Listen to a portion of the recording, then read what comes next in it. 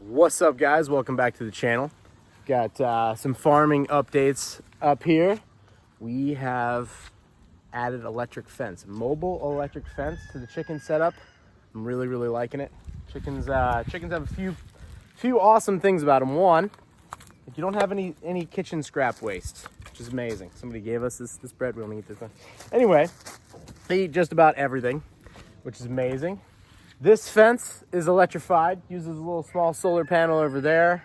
I can move it from place to place. This week they're working these bananas because your man is trying to get off the chiquita. I'm really trying to get off the great chiquita. And 3 years ago when I started planting bananas, I was like, oh, you know, by this point in life, I'll be off the great chiquita. And I'm not. And even the organic ones, you freeze them, you put them in the freezer, 4 months later, you pull them out. They're like black. The ones I have grown, they've only been like 3 or 4 bunches. Be in the refrigerator for 4, 5, 6 months. They're just as fresh and as, you know, white and yellowy as they came in. Like, you know, I typically will, you know, remove the skin from them or whatever, but you know, they're just as fresh as they went in. So I don't know what's going on in Ecuador or, you know, what they call organic these days, but I don't trust any of it. So just like I want to grow my own bananas. What I found out is that bananas are very heavy feeders. And so I'm utilizing the animals and the animal waste and the tilling and everything else like that, the pooping and the peeing and all those things to help enrich this area. And then I've been taking their bedding from our CAFO, which is like our kind of, we've got a thing over there where like we've just got them sequestered. And those chickens are about to be merged into this tractor. So this is a chicken tractor. We built this guy in January. So this is midway through the coop. About to put on the side here. And then roof. And then we're basically good. We're going to have to do a floor in there and figure out a door, a little ladder action for them.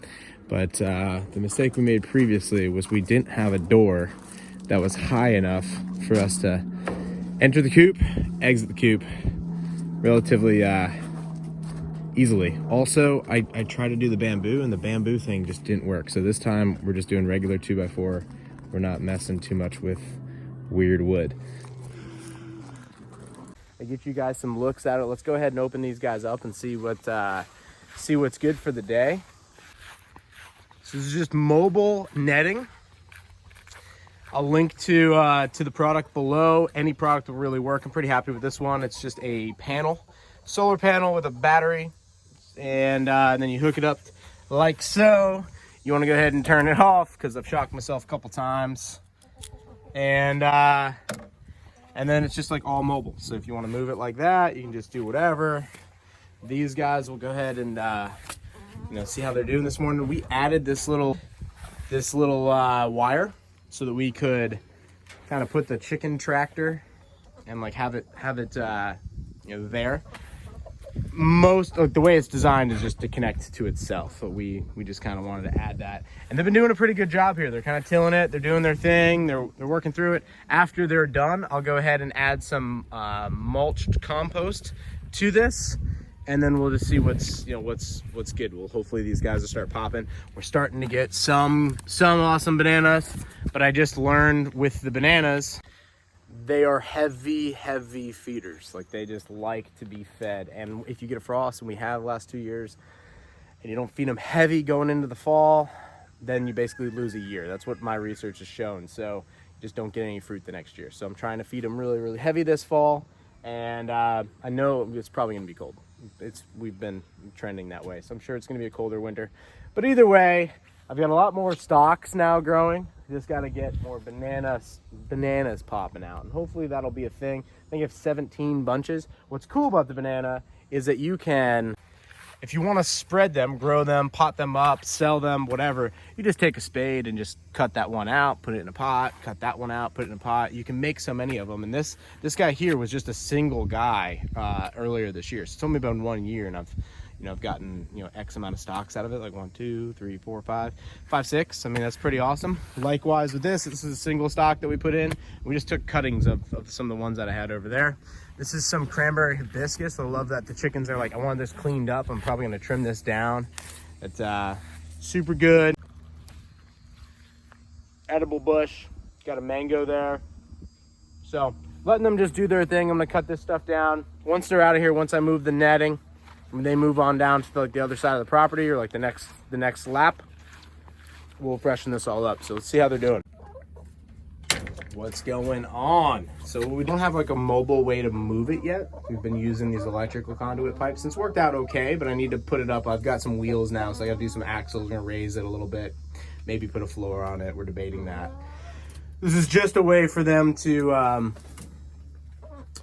just shelter in at night. We start out with these milk crate jugs for them to lay their eggs. Kind of not a great solution because it gets messy. They poop in there. So I've got a new piece of hardware. It's called the hen box, coming next week. I'll show you guys that. So we'll be cutting out this sheet metal here, and we've got this really awesome, like they lay their eggs and it rolls out to the back like a pool table almost. So pretty excited about that. This has been working well, hanging their food, hanging their water.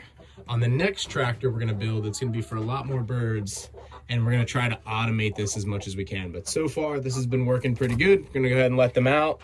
And our space per bird, so this square foot we have per bird, is pretty great. I think like the organic eggs that you guys buy at the store, I think are 2 square feet per bird. Could be 1 square foot, but it's not more than 2. I think free range is 1. Roughly, we're 10 square feet per bird in here, maybe more. So they have plenty of room. They have plenty of room to do whatever they want to do, go after bugs, you know, all those things like, you know, work the soil, till the soil. Ideally, they're supplementing their feeding. Like we're not fully feeding them because they're getting a lot of it just from pasture grass here or whatever worms they're finding, bugs they're finding. And as we go, like this process should just get better and better because it's regenerative. So we let the grass grow for 3-4 months, then we put the chickens on it, and then, you know, they're gone for 2-3 months and they come back, and then, you know, the worms and all the activity that comes like after their droppings. And it's just a regenerative process. We add compost on top of it, we add chips on top of it, just continue adding carbon matter. And so far it seems to be working out pretty well. I've seen a big drop in their food. Like we probably are feeding them half what we used to have to feed them. So they're definitely getting supplemental nutrition. The eggs have gotten better. They've gotten like darker yolks. So I'm pretty happy with this mobile setup. Check out Joel Salatin on all those things. We're gonna improve this coop and then take the other batch chickens we have over that way. And we're gonna put ultimately like 40 to 50 birds in here. And this will be like, you know, tractor one. We're gonna put this on some wheels though, so I can just move it around like a lot easier. And we can just move them from area to area to area. We're gonna use these guys as appreciating assets, Joel Salatin says. So instead of our depreciating assets like our lawnmower and mowing these areas, put the chickens on them and the chickens handle it. We don't have to weed it. We don't have to put any Roundup out here. We don't have to put any fertilizer out here. They just do their thing, and like next quarter, they'll be back around to do the same exact thing again, trim it all up for us, and then we just keep adding a layer of carbon. Just keep adding carbon, keep adding carbon. The key to what we're doing, the key to regenerative farming in general, besides animals and getting everything in balance, chips. Like chips are the game. Like you need wood chips. Wood chips are the game. So little update on the chickens, and you know, been pretty happy with how this is going. We've got a pig design that we're going to be setting up. So we're going to use pigs to turn our compost pile instead of the tractors. This is Joel Salatin concept. Instead of using a depreciating asset like the tractor to turn the pile every quarter so we can break it down into compost, we're going to mix corn in with the chips, and then mobile electric fence around the big compost pile. You know what, let me just show you. Let me just show you what we're going to do. So this is Black Betty. We added Black Betty recently. She's pretty big. It's 20-inch chipper with a 5.9 Cummins on it. Weighs 10,500 pounds. It's a little big for some of the stuff we do, but it's pretty awesome for other things. So we're utilizing that guy to make chips.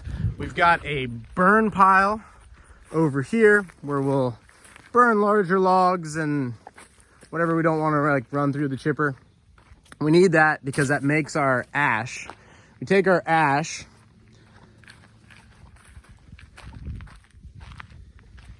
charcoal here. You can see this is like, that's perfect, right? So we mix that charcoal into that pile or into a compost pile, add some chips to it, add some animal droppings to it, flip it. Do that deal. We're utilizing it actually to pot up some of these different bamboo, or these guys are headed to the nursery pad, headed on out of here because we are in the process of getting all the bamboo harvests, and we'll be replacing everything with edible trees. So the direction we're gonna rock here is gonna be fully edible trees. Got some horse raptors back there, if you guys can see them walking the trail. So we'll take our chips, and this is our chip pile. And we'll pile them up with the tractor, but what we're gonna start doing, Joel Salatin concept, we're gonna mix grain and feed into the pile. So next time I turn this pile, I'm gonna move it right here. And then what we're gonna do is we're gonna put a mobile electric fence. You guys, buck. Nice, got a buck going, got a couple horses rocking. It's a nice Saturday morning. So we're gonna mix that in, and so we're gonna mix that feed in, and then we're gonna use an electric fence to like retain the piglets. Like, I've never had pigs before, but we're gonna do it. We're gonna try it. And we're just gonna let them do their thing. We're gonna have like a water source there, so it'll become mucky and mushy, and they're gonna be just in there, and they're gonna be turning that pile, and they're gonna be pooping and peeing in it, and it's gonna break that compost down a lot faster without the diesel fuel and without the depreciating tractor hours. And so we're gonna utilize them to turn that pile, and then what we'll do is we'll move the electric fence over to the next pile. They'll start working the next pile, and then we'll take that, we'll process it, maybe run it through a sifter or screener or whatever it is that we wanna do.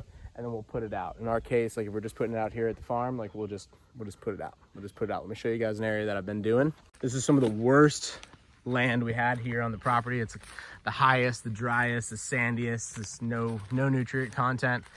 Have some, got a new mango coming in here, so he's doing pretty good. But what I'm doing is I'm just throwing a layer. And you guys can see I've got some good grass here. And this is the desirable grass that I want, so I'm letting it go to seed. But literally just filling it with mulch chips, just filling it with mulch chips. This is sorghum.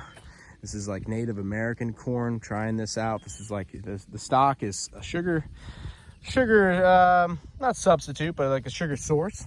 So the stock is a sugar source. It puts off this grain head here. This one's about ready to be harvested. What we'll do is it's basically a wheat. It's a Native American corn or wheat. So we'll just chop it, and then we can feed that to the animals, or we can take it and we can reseed it, which is kind of my plan. I'm trying to have all of this to should be a lot of sorghum, and then spreading chips out just to increase the organic matter up here. Gonna clean a lot of stuff up here, but this will be a new area that we're gonna plant probably a year from now.